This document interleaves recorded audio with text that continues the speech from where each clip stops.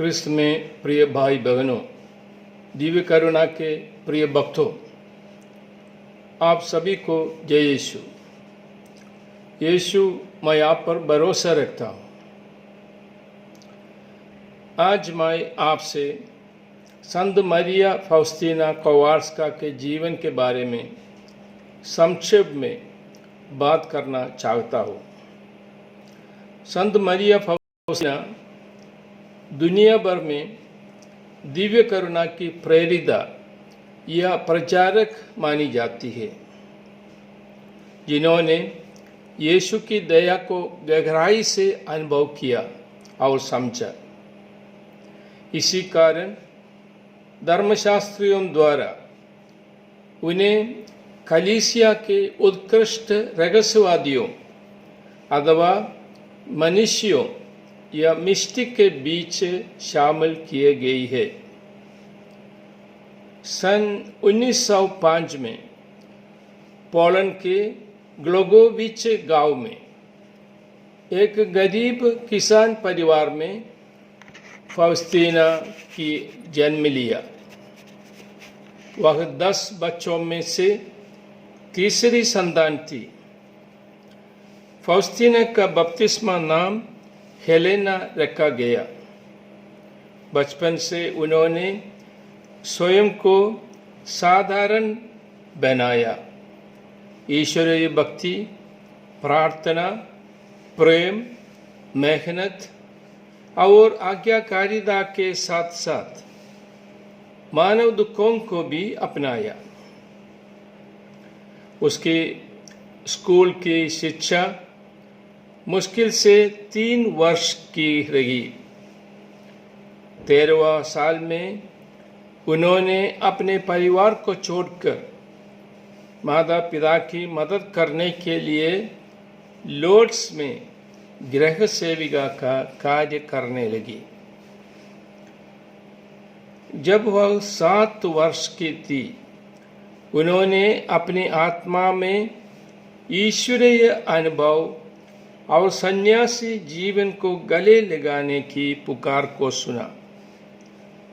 बाद में उन्होंने अपनी इच्छा अपने माता पिता को बताई। वे इसके लिए सहमत नहीं थे। इन परिस्थितियों में हेलेना अपने आध्यात्मिक जीवन से दूर हो रही थी। हालांकि पीड़ित यीशु की दृष्टि से और उनके तिरस्कार के शब्दों से, कितने समय तक तुम्हारे साथ बना रहूंगा और तुम कितने समय तक मुझसे दूरियां बनाए रखोगी, इन शब्दों से उन्होंने धर्म संस्था में सम्मिलित होने के लिए खोज शुरू की। कई धार्मिक संस्थाओं के दरवाजे खटखटाए, लेकिन उन्हें स्वीकार नहीं किया। अंत में 1 अगस्त 1925 में वार्सा के जिटानिया स्ट्रीट की sisters of our lady of mercy संस्था में प्रवेश किया। संत फाउस्टीना ने अपनी डायरी में प्रकट किया, मुझे ऐसा लग रहा था कि जैसे मैंने स्वर्ग के जीवन में कदम रखा हो और एक प्रार्थना में हृदय से बहार निकल रही थी, धन्यवाद देने वाली। उसका पूरा जीवन यीशु के साथ एक पूर्ण संघ के लिए निरंतर प्रयास करने और आत्माओं को बचाने के काम में यीशु के साथ आत्म बलिदान के सहयोग पर केंद्रित था। हम उसकी आंतरिक जिंदगी के बारे में उसकी डायरी से जानते हैं, जो 6 पुस्तिकाओं में लिखी गई है, जिसमें लगभग 646 पृष्ठ शामिल है। एक आश्चर्य यह है कि एक व्यक्ति जिसने केवल 3 साल की स्कूली शिक्षा प्राप्त की थी, वह इस तरह की एक विस्तृत डायरी कैसे लिख सकता है। उन्होंने अपने आध्यात्मिक निर्देशक के अनुरोध पर अपनी मृत्यु से 4 साल पहले 1934 में सब कुछ लिखना शुरू कर दिया था। यीशु ने उसे बहुत अनुग्रह दिया। चिंतन के उपहार, दर्शन, रहस्योद्घाटन, पढ़ने को बार के साथ दया के रहस्य, छिपे हुए कलंक के रहस्य का गहन ज्ञान। जीवन के इस छोटे से समय में वह 64 बार यीशु से मिली होगी। कठिन जीवन शैली और उपवास जो उसने खुद को कॉन्वेंट में शामिल होने से पहले ही लगाया, उसने अपने जीवन को कमजोर कर दिया था। अपने पोस्टुलेंस के दौरान उसे स्वास्थ्य को बहाल करने के लिए वारसों के पास एक कॉन्वेंट में भेजना आवश्यक हो गया। अपने नोविशियत के पहले साल के अंतिम में उसे अंधेरी रात के असामान्य रूप से दर्दनाक रहस्यमय अनुभवों का दौरा किया गया था। वास्तव में उसके अधिकारियों ने सोचा कि वह मानसिक रूप से बीमार है और उन्होंने उसे मनोचिकित्सक के पास भेजा, जिसने उसे पूरी तरह से सामान्य पाया।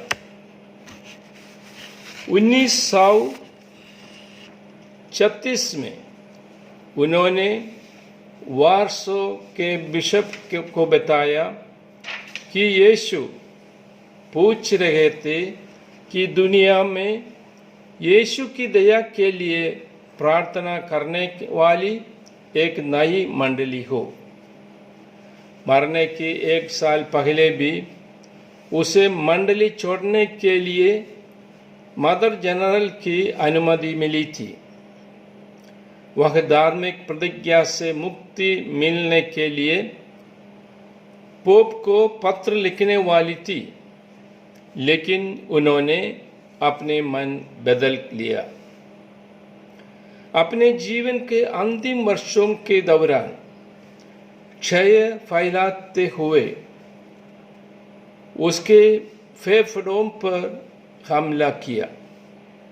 शारीरिक रूप से तबाह, लेकिन पूरी तरह से आध्यात्मिक रूप से परिपक्व वह पवित्रता की गंध में मर गई। 5 अक्टूबर 1938 को 33 साल की उम्र में 13 साल तक सिस्टर रही। उसके नश्वर अवशेषों को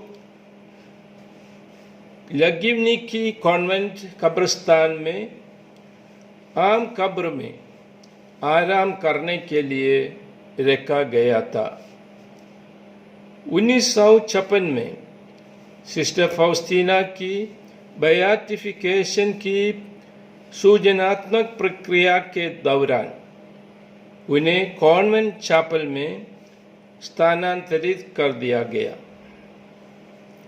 एक सरल, अशिक्षित लेकिन साहसी सिस्टर, जिसने बिना किसी सीमा के यीशु पर भरोसा किया। यीशु ने उसको पूरी दुनिया में दया के अपने संदेश को घोषित करने के लिए महान मिशन का समर्थन किया।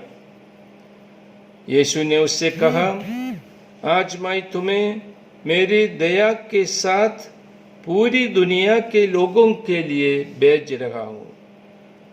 मैं मानव जाति को दंडित नहीं करना चाहता, लेकिन मैं उन्हें अपने दयालु हृदय में दबाकर उनको चंगा करना चाहता हूँ। तुम मेरी दया के सचिव हो। मैंने आपको इस कार्यकाल में और अगले जीवन के लिए चुना है। आत्माओं को उन महान दया के बारे में बताने के लिए जो उनके लिए मेरे पास है और मेरी दया की अथाह गहराई में भरोसा करने के लिए उन्हें प्रोत्साहित करना। 1959 में रोम ने डिवाइन मर्सी के प्रति समर्पण को फैलाने पर रोक लगी थी, क्योंकि पोलिश भाषा में उनके लेखन को गलत समझा गया और यह 20 साल तक चला। लेकिन जब पोप जॉन पॉल द्वितीय क्राको के धर्माध्यक्ष थे, तब उन्होंने बेयाटिफिकेशन की प्रक्रिया शुरू की और 1993 में पोप जॉन पॉल द्वितीय उन्हें धन्य घोषित किया और 30 अप्रैल 2000 को महाजुबिले के दौरान उन्होंने उसे संत बनाया। मैंने आपको कुछ शब्दों में एक महान आधुनिक संत के जीवन के बारे में बताया है, जो संत मरिया फाउस्टीना है। उसका जीवन एक स्पष्ट उदाहरण है कि ईश्वर के लिए कुछ भी असंभव नहीं है। उन्होंने एक सरल, विनम्र, गरीब, अशिक्षित, बीमार किसान लड़की को अपनी दया का साधन चुना, दया की सेविका चुना।